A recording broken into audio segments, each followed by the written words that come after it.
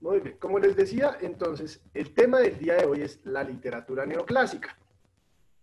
La literatura neoclásica surge, nace dentro de un movimiento artístico que se da en el siglo XVII, digo siglo XVIII, perdón, es decir, entre más o menos 1730 y 1760.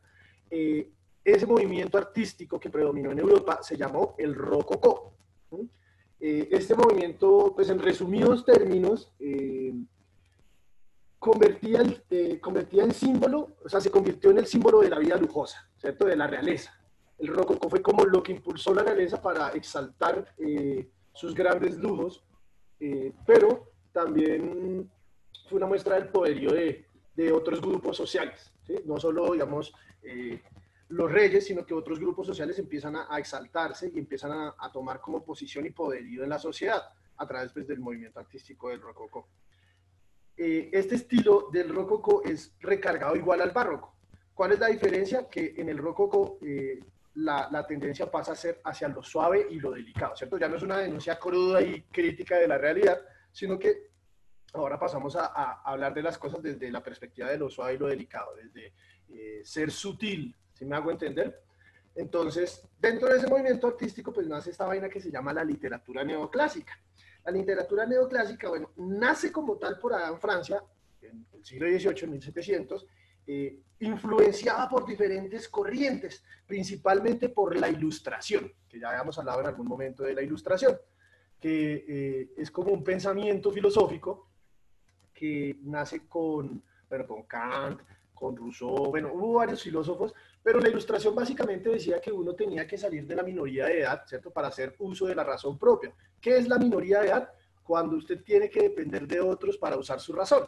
Por ejemplo, bueno, esto suena feo, pero por ejemplo, bueno, que ustedes usan su razón en ciertas categorías solos, para muchas cosas necesitan, digamos, de un guía de alguien que les ayude, digamos, a razonar. Por ejemplo, por eso tienen filosofía, sociales, historia, todas estas cosas, porque le están ayudando a usted como a salir de esa minoría de esa ignorancia, ¿cierto? Para que uno se pueda valer por la razón propia.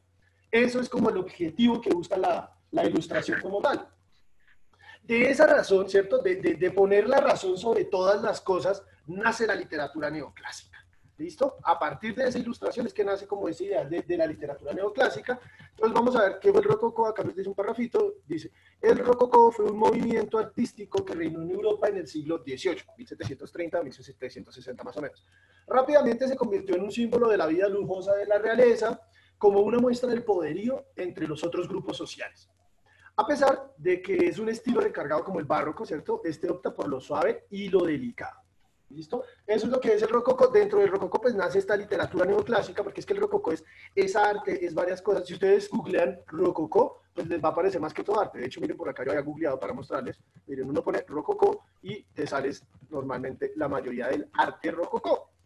O sea, hablando de pintura, ¿no? Pero por la parte de la literatura se da esto del neoclasicismo o la literatura neoclásica. ¿Qué significa neoclásico? A ver, alguien que me diga qué significa esa palabra compuesta.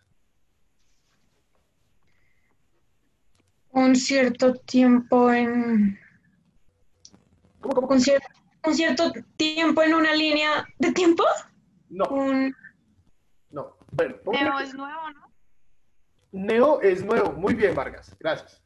Entonces, si es neoclásico, ¿cuáles eran los clásicos en la literatura? ¿O cuáles son los clásicos, mejor dicho? ¿De quiénes son los primeros que se reportan novelas, obras de teatro y demás? Dos culturas antiguas, antes de Cristo. ¿Los qué y los qué? Alguien. Fácil, muchachos. Los griegos y los romanos, ¿ya? Los griegos y los romanos fueron los que hicieron la literatura clásica, ¿cierto? La Ilíada de Homero, la Odisea, ¿qué más de Salomón? Eneida, Antígona, Edipo Rey, todas estas obras antiguas son consideradas las clásicas, y pues más en esta época, ¿cierto? Que pues muchos siglos atrás. Estos van a decir, vean, tenemos que retomar eso de los griegos y de los latinos, esa forma hermosa de escribir, usar la mitología dentro de nuestros relatos para hacerlos más nutridos de belleza. Entonces, la literatura neoclásica coge muchos elementos de cómo se escribían en la literatura clásica, es decir, en la cultura grecolatina antigua. Cuando digo grecolatina estoy refiriéndome a griegos y romanos. A los romanos se les dicen latinos porque hablaban latín, no romano, ¿cierto? Entonces, por eso se dice grecolatinos. Bueno, esa literatura neoclásica, bueno, entonces se divide en dos, en la poesía neoclásica y en la prosa neoclásica. Entonces, frente a la poesía neoclásica, ¿qué características se da? Bueno, se da primero que, bueno, la poesía del siglo XVIII responde a las normas literarias del neoclasicismo, orden y didactismo. Entonces, lo que les decía, se enmarcan dentro como de las reglas de escritura o dentro del canon de los clásicos, por eso es el neoclásico. Segunda característica, al final del siglo derivó hacia una poesía subjetiva que anunciaba el romanticismo. Entonces, se va acabando el neoclasicismo y esta poesía empieza a convertirse al romanticismo. Recuerden que la poesía neoclásica tiene como objetivo o centro de tema la razón, el uso de la razón sobre los sentimientos, lo que empieza a cambiar a final del siglo, porque el romanticismo dice, hey, en la literatura hay que poner primero el sentimiento antes que la razón. Entonces, por eso al final del siglo empieza a cambiar esta poesía neoclásica un poco. Para España, como siempre, pues parece un poco más tarde, la poesía neoclásica aparece hacia 1750 en España, comparte las características de la corriente del resto de Europa. Razón, buen gusto y utilidad. Esos son como los tres temas centrales de la poesía neoclásica. ¿Listo? Y dentro de la poesía neoclásica nacen como se destacan dos subgéneros. Uno que es la lírica, que son los poemas como tal, los diferentes tipos de poemas, y otro que se va a llamar la didáctica, que se retoma de los clásicos, porque quienes hacían didáctica eran los clásicos. ¿Cuáles son los textos que hacen didáctica antes de seguir? Las fábulas. ¿Por qué? Porque dejan una moraleja y una enseñanza, es decir, buscan encarnar defectos y virtudes humanas y enseñar comportamientos, ¿listo? Entonces, a eso se le va a llamar didáctica. Entonces, frente a la lírica, en la literatura neoclásica, sus representantes, bueno, su principal representante en España es Meléndez Valdés, donde su obra, bueno, tiene dos tendencias del siglo. La lírica rococó, ¿cierto? Caracterizada por la decoración, la elegancia y la sensualidad. Y la otra es la lírica prerromántica, que es donde ya el hombre empieza a dejar esa vaina de usar la razón a predominar el sentimiento sobre la razón. Cuando hablo de sentimiento no hablo solo de lo amoroso, sino pues hablo de general de todo tipo de sentimientos. Y por la parte de la didáctica aparecen dos personajes muy importantes, Iriarte y Samaniego. Estos dos personajes van a ser autores de fábulas literarias y fábulas morales. Por eso ellos se dedicaron a la poesía de la didáctica. ¿Por qué se llama didáctica? Porque deja una enseñanza, porque busca modificar conductas y comportamientos. Entonces, muchas de estas fábulas que conocemos actualmente son de estos dos señores que retoman esa práctica de hacer fábulas, ¿cierto? Que era muy de los griegos y muy de los romanos, y empiezan a hacer fábulas ya dentro de su contexto. Obviamente, bueno, estas narraciones son en verso, ¿cierto? A pesar de que son historias, se narran en verso, por eso están dentro de lo que sería la poesía. Son protagonizadas pues, por animales que encargan defectos y virtudes humanas. Eso se llama la personificación, que es el elemento principal de las fábulas, que es cuando los animales o los objetos toman características de los seres humanos. ¿Listo? Ahora bien, por otro lado está la prosa neoclásica. Cuando hablamos de la prosa, hablamos de novelas, ensayos, cuentos, toda esta joda, ¿listo? Hasta las fábulas, pero que no están escritas en verso, sino en prosa. ¿Cuál es la prosa? Como escribimos normalmente, de corrido. Entonces, la prosa neoclásica. Entre la prosa neoclásica se encuentran, como les decía, ensayos, fábulas, novelas y cuentos. Sobresale el ensayo por su interés educativo, con un espíritu adelantado a la enciclopedia francesa. En este género, bueno, destacan dos autores principales, Fray Benito Jerónimo Feijó y Gaspar Melchor de Jovellanos. Es importante porque aquí en la narrativa, en la literatura neoclásica, se empieza a crear este tipo de texto que es el ensayo. Se empieza a preocuparse por escribir críticas, razonar, ¿sí? No dejar por sentado que todo es una verdad absoluta, ¿cierto? Sino que siempre hay un espacio para el debate. ¿Y cómo se hace ese debate? Pues a través del ensayo se escribe el pensamiento que tiene el escritor frente a un tema de la sociedad, frente a un libro, frente a diferentes cosas. Vargas, ¿quieres decir, Marquito? ¿No? Bueno. Entonces, frente a esto del ensayo, se destacan, como ya les decía, Fray Benito Jerónimo y Gaspar Melchor de Jovellanos. Fray Benito, bueno, autor de las cartas eruditas y curiosas, donde a través de ensayos él busca como enseñar la verdad y atacar la superstición. Tiene un estilo muy claro, porque el hombre tiende a ser como muy comprensible, busca escribir de forma tal que todos puedan leer y entender como su posición, su visión de mundo, frente pues como a temas de la vida. Y Gaspar Melchor, bueno, su obra versa sobre los problemas económicos y sociales del país. Entonces, él ya se centra directamente en dos temas: problemas económicos y problemas sociales dentro de su país. Y el tema donde, o sea, lo que siempre circundaba dentro de todos sus ensayos, dentro de todos sus temas, era la necesidad de modernizar a la ciudad, bueno, al país de España, ¿cierto? Modernizarla y pues dejar como esas tendencias de ¿cómo decirlo así?, de adular a los reyes y demás, sino que ya empezar por una modernización de la sociedad.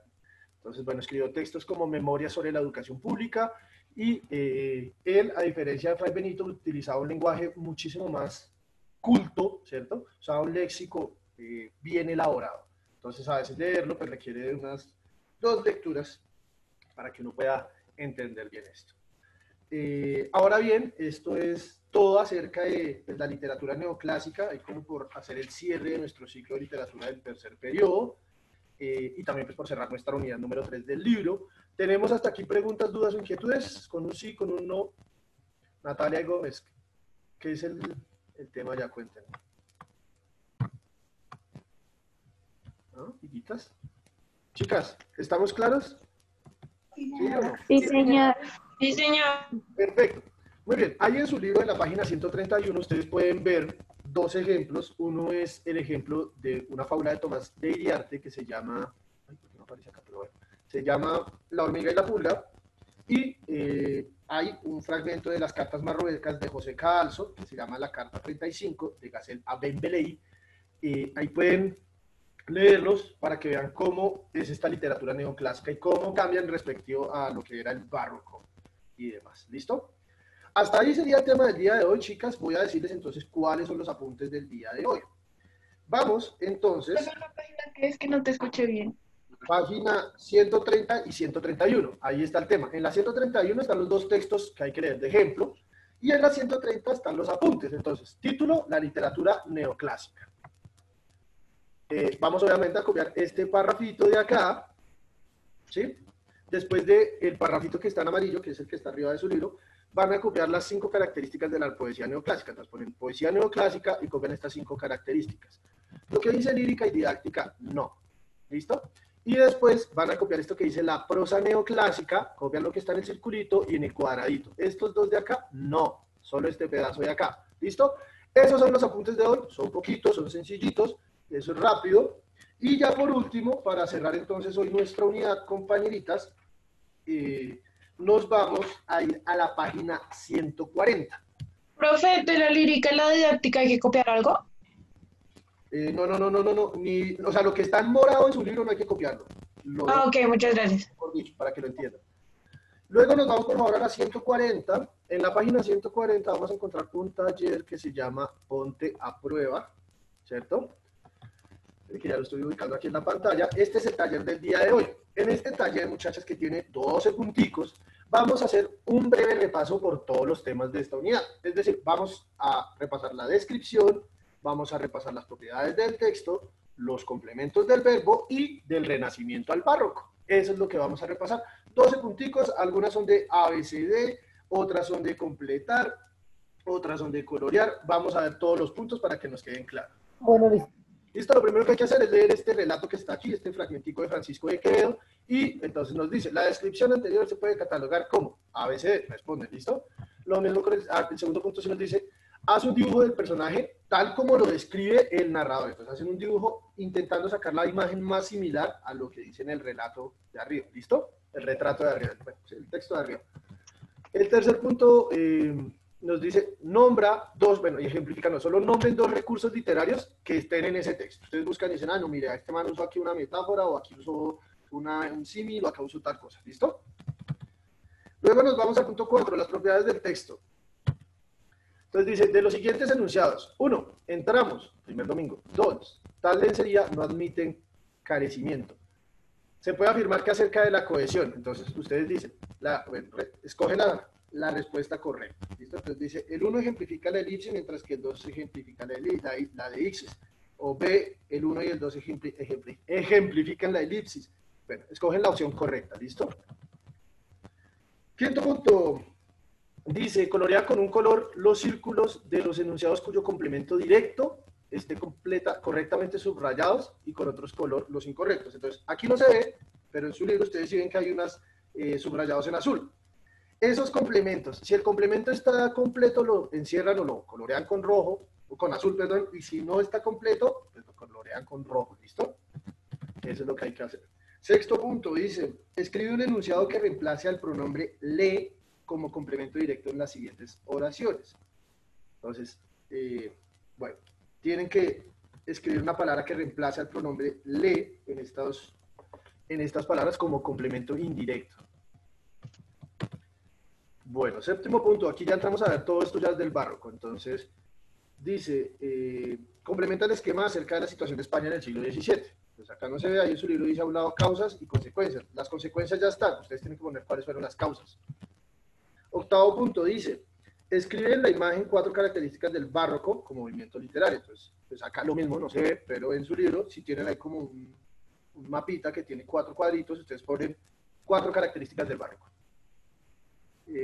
Noveno punto, es de unir con una línea. Entonces dice, asocia cada característica con el culteranismo o el conceptismo. Entonces ustedes tienen de la A a la G y pues con una línea miran si es del conceptismo o el del culteranismo. ¿Ok? Décimo punto, dice, lee las siguientes afirmaciones. Entonces lo mismo que el cuarto punto. Entonces las leen y contestan A, B, C, D. El punto 11 es de falso y verdadero. ¿Sí? Entonces falso, verdadero. Y por último van a leer esta estrofa que está acá y ustedes tienen que decir si este verso, este pedazo, esta estrofa, este pedazo del poema es del culteranismo o del conceptismo. Eso es todo lo que hay que hacer con el taller, chicas. Obviamente el taller no es tan corto, ¿cierto? Es larguito, pero pues tenemos que tener en la cuenta que nuestra siguiente clase es hasta el lunes, entonces tienen hasta el día lunes para entregarlo, ¿listo? Para que no se vayan a